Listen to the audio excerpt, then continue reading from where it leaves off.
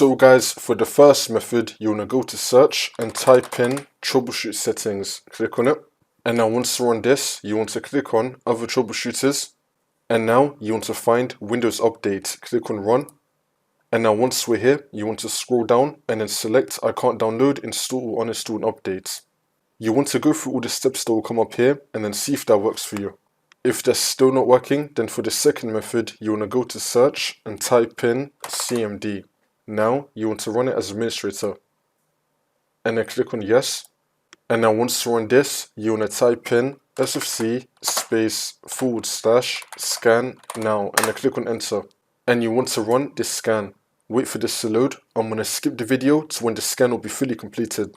And now once that's been done, now you want to type in dism /online /cleanup-image